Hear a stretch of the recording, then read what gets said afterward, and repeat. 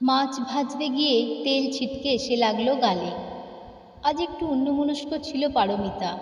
আজ বিয়ের 10 বছর পূর্ণ হলো, কিন্তু এই দিনটার আলাদা করে আর কোনো গুরুত্ব নেই আজ। অমিত রোজকারের মতো আজও অফিস গেছে। রিয়ার আগামী সপ্তাহ থেকে পরীক্ষা, তাই পারমিতাকে রান্না শেষ করেই মেয়েকে নিয়ে পড়াতে বসতে হবে। রাতে অফিস থেকে ফেরার সময় অমিত বিরিয়ানি নিয়ে আসবে, ব্যাস দিন শেষ। এখন যেন এগুলোতেই অভ্যস্ত হয়ে গেছে পারমিতা, তাই আর মন খারাপ লাগে না। 10 বছর পর আর কী বা নতুনত্ব থাকে জীবনে? তাছাড়া অমিত মানুষটাও নিতান্তই সাধারণ। চাকরি ভালো করলেও বউ মেয়েকে নিয়ে লং ড্রাইভ বা বউয়ের সাথে ক্যান্ডেল লাইট ডিনার, এসব অমিতের একদমই পছন্দ নয়। অমিত মনে করে এসব না করেও পরিবারকে ভালো রাখা যায়, এবং সত্যিই অমিত সেখানে পুরোপুরি সফল, সে বিষয়ে কোনো সন্দেহ নেই।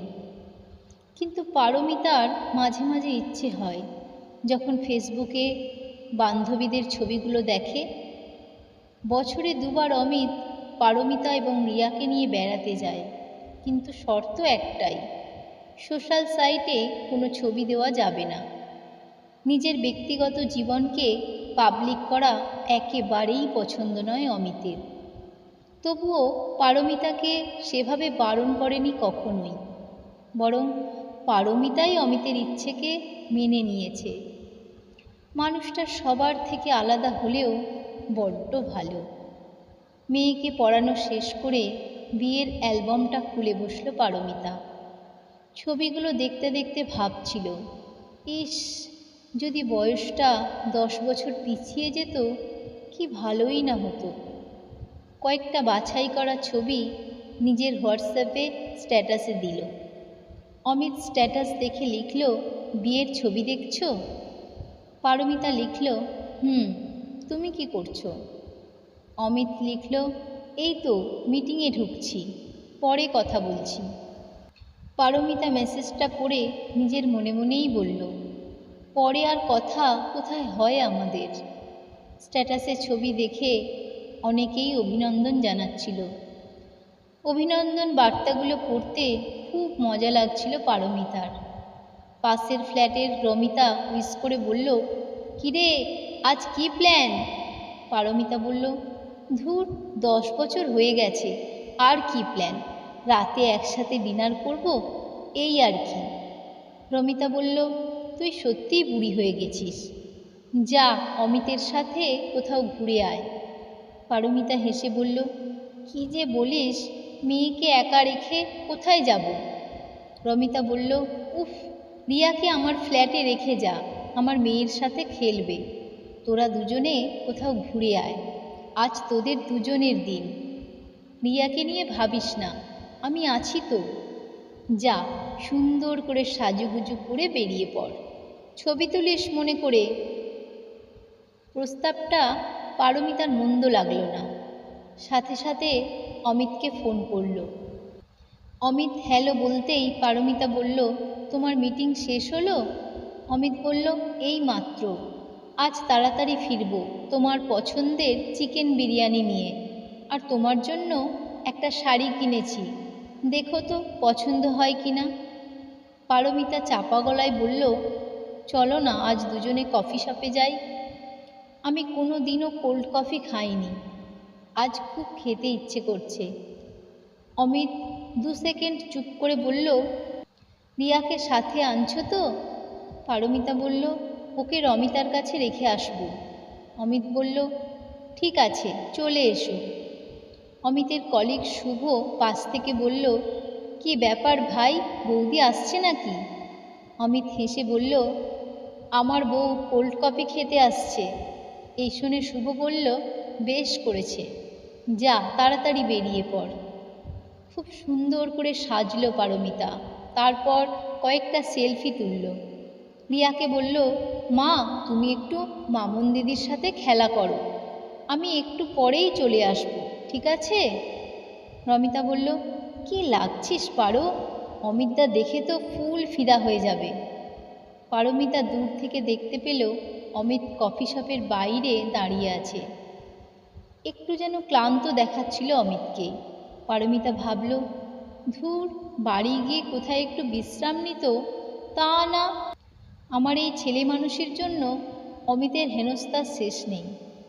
নিজেকেই অপরাধী মনে হতে লাগলো পারমিতার। কাঁচুমাচু মুখ করে অমিতের কাছে গেল পারমিতা। পারমিতাকে দেখে অমিত একগাল হেসে বলল, আসতে কোনো অসুবিধা হয়নি তো? পারমিতা হেসে ঘাড় নাড়ল। কফি শপের ভিতরের আবহাওয়াটা যেন আলো আঁধারের খেলা। বেশিরভাগই প্রেমিক প্রেমিকা। কেউ হাতে হাত দিয়ে বসে আছে, আবার কেউ ল্যাপটপ খুলে কাজে মগ্ন। পারমিতা চেয়ারে বসে চারপাশটা দেখছিল। কেমন যেন একটা আবছায়া ঘিরে রয়েছে চারদিকে। ব্যাকগ্রাউন্ডে একটা ইংরেজি গান চলছিল। সবাই খুব সচেতনভাবে চাপা গলায় কথা বলছে। জোরে কথা বলা মনে হয় বারণ। টেবিলে একটা পেপার দেওয়া ছিল। পারমিতা খুলে দেখল টেলিগ্রাফ। পারমিতার মনে হলো বিদেশ বিভুঁইয়ে পথ হারিয়ে বসে আছে। অমিত বলল, বলো কি খাবে? পারমিতা বলল, cold coffee with ice cream. Amit মুচকি হেসে বলল, তোমার টনসিলের প্রবলেম আছে, সেটা মাথায় আছে তো? পারমিতা ছেলে মানুষের মতো বলল, একদিন খেলে কিছুই হবে না। অমিত মাথা নেড়ে বলল, ঠিক আছে, তাই হোক। পারমিতা বলল, তুমি কিছু খাবে না? আমি একা একা খাবো নাকি? অমিত বলল, আমি তো কফি খাই না তুমি জানো। একটা স্যান্ডউইচ অর্ডার করি, বরং সেটাই ভালো হবে। পারমিতা বলল, আমাকে কেমন লাগছে বললে না তো? উত্তরে অমিত বলল, আজ একটু বেশিই ভালো লাগছে। পারমিতা লজ্জা পেল। কথাটা বলে অমিত পারমিতার গালে হাত দিতে যেতেই পারমিতা বলল, কি করছো এসব?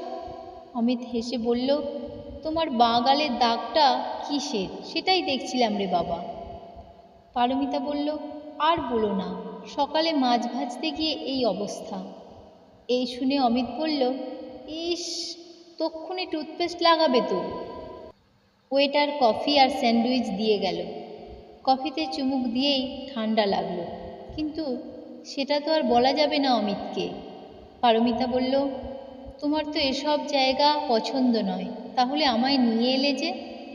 অমিত বলল, তুমি তো কখনো কোনো কিছু আবদার করো না, আর আজ আমাদের বিবাহবার্ষিকী বলে কথা, তাই বউয়ের ইচ্ছে শিরোধার্য, বুঝলে?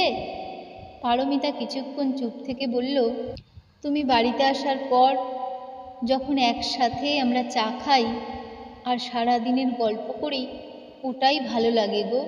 এখানে কেমন যেন আমার দম বন্ধ লাগছে। আর এই কফিটাও। অমিত বলল, পছন্দ হয়নি তাই তো? সে তো তোমার প্রথম চুমুক দেখেই বুঝতে পেরেছি। এই স্যান্ডউইচটা খাও, নয়তো খালি পেটে থাকলে আবার গ্যাসের প্রবলেম দেখা দেবে। পারমিতা বলল, ফালতু ফালতু তোমার এতগুলো টাকা খরচ হলো আমার জন্য। আসলে একটা দিন একটু অন্যভাবে কাটাতে চেয়েছিলাম। শুনে অমিত বলল, ধুর পাগলি, এতক্ষণ আমি তোমার সব কথা শুনেছি, এবার আমি যা বলবো তোমাকে তাই শুনতে হবে, ঠিক আছে? কফি শপ থেকে বেরিয়ে অটো ধরে সোজা বাঘাযতীন মোড়। পারমিতা বলল, মাথাটা বড্ড ধরেছে গো। অমিত বলল, সব ঠিক করে দিচ্ছি ম্যাডাম, নো টেনশন। প্রথমে আমরা যাব বলাইদার চায়ের দোকানে। মাটির ভাঁড়ে আদা তেজপাতা দিয়ে গরম চা। চায়ের দোকানে গিয়ে অমিত বলল, বলাইদা, দুটো চা, মাটির ভাঁড়ে দিও কিন্তু। বলাইদা হেসে বলল, বৌদিও আছে দেখছি। অমিত পকেট থেকে রুমাল বের করে পারমিতার হাতে দিয়ে বলল, এটা হাতে নাও, তারপর চাটা দিচ্ছি, নয়তো হাতে গরম লাগবে। চাটা হাতে নিয়ে পারমিতার চোখে জল এলো। অমিত ব্যস্ত হয়ে বলল, শরীর খারাপ লাগছে নাকি তোমার? পারমিতা বলল, না গো, আসলে সবাইকে দেখি তো কত জায়গায় যায়, আমি এতটাই বোকা যে ভেবে বসলাম আমাদের এই সাদামাটা জীবনে বুঝি ভালোবাসাটাই মরে গেছে। তোমার সাথে একান্তে সময় কাটাতে গিয়ে বুঝলাম আমরা আমাদের এই ছোট্ট ঘরেই ভালো আছি। অমিত পারমিতার হাত দুটো ধরে বলল, 10 বছর আগে কনের সাজে লাল বেনারসি পরা যাকে দেখেছিলাম, আজও তাকেই দেখি, আর সারা জীবন তাকেই দেখব। ফেসবুকে ফিলিংস ফ্যান্টাস্টিক না লিখেও ফ্যান্টাস্টিক থাকা যায়। বউকে ভালোবাসার কথা দুনিয়াকে না জানালেই নয়। আমি তো দারুণ আছি তোমার সাথে, কিন্তু আমাদের মতো করে আমরা ভালো আছি। কে কি করছে সেটাকে কপি পেস্ট করার প্রয়োজন আছে কি? ভালোবাসা কখনো মরে না, কিন্তু সেটাকে সযত্নে লালন করতে হয়। তারপর বলল, তুমি রিয়াকে নিয়ে বাড়ি ঢোকো, আমি বিরিয়ানি নিয়ে আসছি। রমিতাকেও 1 প্যাকেট দিয়ে আসবো। যতই হোক, এত ভালো একটা আইডিয়া তোমাকে দিল। পারমিতা হেসে বলল, তুমি না খুব অসভ্য। অমিত বলল, সে তো বটেই, আর তুমি বাড়ি গিয়ে গরম জলে কুলকুচি করে নিও, নয়তো ব্যথা শুরু হবে আবার। হঠাৎ করে চারিদিকে আলোর রোশনাই দেখা দিল। আকাশের দিকে তাকিয়ে পারমিতা দেখল শুধু আলো আর আলো। পারমিতা অমিতকে বলল, আজ কোনো খেলা ছিল নাকি? আকাশটা দেখে মনে হচ্ছে হাজারো প্রদীপ জ্বলছে। কারা এত বাজি ফাটাচ্ছে গো? অমিত পারমিতার হাত ধরে বলল, আমাদের বিবাহবার্ষিকীর উপহার মনে হয়। পারমিতা অমিতের হাত দুটোকে জড়িয়ে ধরে আকাশের দিকে তাকিয়ে রইল। ভিডিওটি আপনাদের কেমন লাগলো কমেন্ট করে জানাবেন।